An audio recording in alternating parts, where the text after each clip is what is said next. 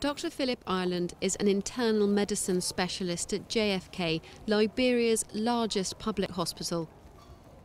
He was here when the country recorded its first Ebola cases in March 2014. By June, more and more Ebola victims were coming here for treatment. Healthcare workers struggled. Doctors and other clinicians, we have little knowledge when it comes to Ebola because we've never seen it before. So the consequence was devastating. By September in Monrovia, there were more than 200 new cases of the disease every week. Hospitals couldn't cope. Staff and patients feared for their safety from the contagious virus. People thought that Ebola patients were brought to the hospital. And so if you came to the hospital, there was a high possibility that you might get Ebola from here. At one time, we had probably almost 0 individuals coming here. The lack of healthcare resources and experience of dealing with Ebola contributed to the epidemic peaking in the summer of 2014. Thousands of Liberians were infected, and the epidemic took an even graver turn when healthcare workers contracted the disease whilst trying to deal with patients. In August, Dr. Ireland had the early symptoms of Ebola, a fever, headache and loss of appetite.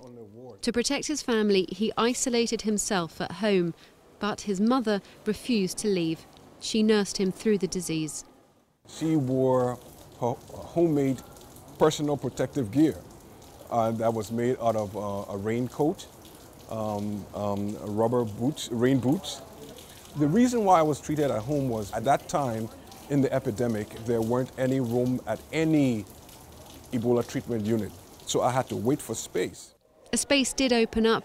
Dr. Ireland was treated and recovered. International help arrived in Liberia. The virus came under control, but not before it had killed nearly 5,000 people across the country. JFK is slowly getting back to normal, but the Ebola outbreak has changed day-to-day operations. This is the new triage system set up by the German Red Cross in collaboration with JFK. Okay, so it's different from what we used to do.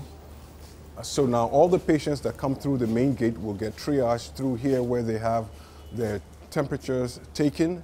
What happened during 2014 was so terrible that a lot of healthcare practitioners just sat it out, just went home. Okay, with this in place, people have more confidence to come and work and save lives. Ebola exposed many weaknesses in Liberia's healthcare system, especially the lack of doctors. Officials hope now is the opportunity to build back better. We need a lot of help, okay, from our friends in the international community. We need human resource development. The World Health Organization declared Liberia Ebola-free on May 9th. A new small outbreak was recorded last week, but the country is still looking forward towards building a healthcare system robust enough to combat future problems. Katerina Vittozzi, CCTV, Monrovia, Liberia.